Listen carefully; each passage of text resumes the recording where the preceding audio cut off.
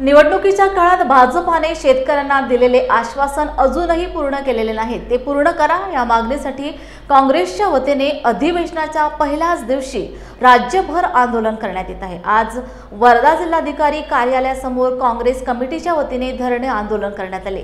2014 पासून भाजप सत्तेवर असून शेतकऱ्यांना भाजपाने खोटी आश्वासने दिली आहे। शेतकऱ्यांना हमीभाव मिळत नाही, अजूनपर्यंत शेतकऱ्यांची कर्जमाफी झालेली नाही, विजेचे बिल माफ झालेले नाही, शेतकऱ्यांचे वीज कापण्याचा सपाटा चालू आहे। राज्यात शेतकऱ्यांची दैनावस्था असून झोपी गेलेल्या सरकारला जागे करण्यासाठी आज राज्यात सर्वच ठिकाणी काँग्रेसच्या वतीने आंदोलन करण्यात येत आहे। दाता की वंदनीय राष्ट्रसंत तुकडोजी महाराज की वंदनीय राष्ट्रसंत तुकडोजी महाराज की जय। कापसाला भाव मिळालंच पाहिजे, कर्जमुक्ती झालीच पाहिजे, अशी कशी होत नाही, झाल्याशिवाय राहत नाही, अशी कशी होत नाही, झाल्याशिवाय राहत नाही। आजच्या या 4,000च्या 4,000वरून 3,800वर कधी येतो त्यालाच कळत नाही, 3,500वर येतो। या सगळ्या अडचणींना लक्षात घेता सरकारला थोडीशी जरी माणुसकीची किंवा आपण ज्याला म्हणतो नाही मनाची तर जनाची तरी ठेवावी, पण या शेतकऱ्यांच्या माझ्या बांधवांना योग्य न्याय मिळाला पाहिजे। त्यांची शेतकरी कर्जमाफी, आता 10 तारखेला बजेट आहे, सन्माननीय अर्थमंत्री आणि मुख्यमंत्र्यांनी म्हटलंय की आम्ही शेतकऱ्यांच्या बद्दल विचार करू। आमची एकच मागणी आहे की ती कर्जमाफी ताबडतोब जाहीर केली पाहिजे। दुसरं म्हणजे की इनडायरेक्टली जे टॅक्सेस घेतल्या जातात, आता ट्रॅक्टर घेणारा किंवा वखर घेणारा हा शेतकरीच राहील ना, मग त्याच्यावर कशाला टॅक्स लावता? खतं घेणारे काही घरातल्या भाजीपाल्यासाठी तर खतं घेणार नाही, तर त्या खतांवरचे जे जीएसटी लावलेले आहेत त्या सगळ्या जीएसटीला मागे घ्या ना। ते केंद्राच्या हातात शक्य आहे। एवढा लाखोचा तुम्ही 2 लाख रुपये 2 लाख करोडचा टॅक्स घेता, तर त्या शेतकऱ्यांकडनं तेवढा तर माफ करा। तुम्ही कॉर्पोरेट टॅक्स कमी करता, 25%वरून 20% करता, तिथे करोडोचा असतो, पण या छोट्या छोट्या गोष्टींवरचा टॅक्स कमी करा। या सगळ्या मागण्या आमच्या रास्त आहे आणि आमचा वर्धा जिल्हा तर त्यातल्या जास्त अडचणीचा बोर व्याघ्र प्रकल्प आहे।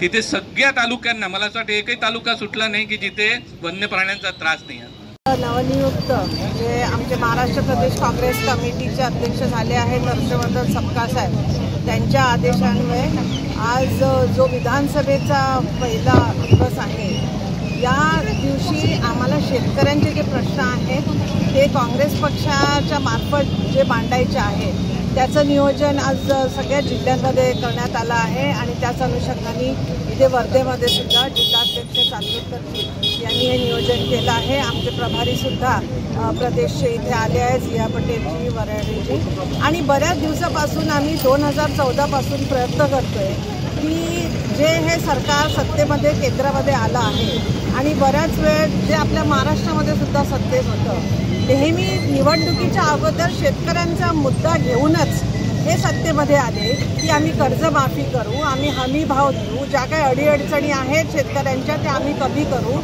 जे काही शेतीमालासाठी लागणारं साहित्य असेल त्याच्यावर जीएसटी लावणार नाही, अशा बऱ्याचशा खोट्या आश्वासनं देऊन आणि घोषणा करून हे सरकार सत्तेत नेहमी आलं आहे। पण जेव्हा सत्तेमध्ये येतं त्याच्यानंतर ते काहीही करत नाही। त्याबद्दल आज अशी दयनीय परिस्थिती शेतकऱ्यांची आहे। माल आहे पण हमीभाव अजिबात नसल्यामुळे त्यांना जो काही शेतीसाठी खर्च लागला आहे उत्पन्न तयार करण्यासाठी, त्याच्यासाठी त्यांना काहीच भाव मिळत नाही आहे आणि म्हणून दरवर्षी त्यांची परिस्थिती जी आहे ती बिकटच होत जाते। तुम्ही बघितलं असेल की काँग्रेसनी आतापर्यंत 3 वेळा कर्जमाफी शेतकऱ्यांची केली आहे। हे लोक फक्त घोषणा करतात पण काहीही त्याला लागू करत नाही। आणि एवढंच नाही तर आज आपण बघतो इकडे महाराष्ट्रामध्ये तशीच परिस्थिती आहे। ते म्हणतात आम्ही विजेचं बिल माफ करू, बिचारे शेतकरी बिल भरत नाही तर कट करून टाकतात, त्याच्यामध्ये सुद्धा ते काही सवलत देत नाही। त्याच्यानंतर ते म्हणतात की आम्ही शेतमालाचे भाव वाढवणार म्हणून कापूस असेल, हरभरा असेल, बाकी सोयाबीन असेल ते थांबून राहतात, तुरी असेल थांबून राहतात शेतकरी, पण भाव वाढत नाही आणि शेवटी जो काही भाव असेल ते विकून टाकतात आणि नंतर भाव वाढतात, ज्याच्यामुळे फक्त जे असतात व्यापारी त्यांचाच फायदा होतो।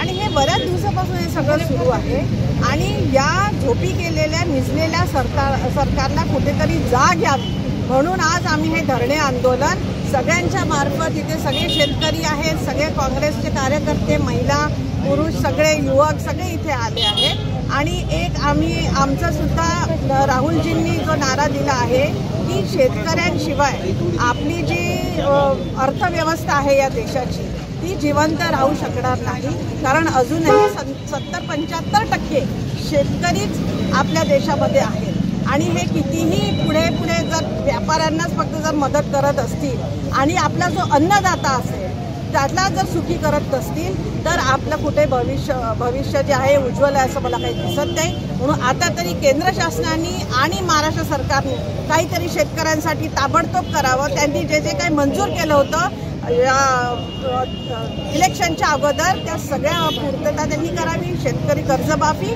आणि शेतमालाला भाव हे त्वरित द्यावं अशी ही आमची इकडे मागणी आहे.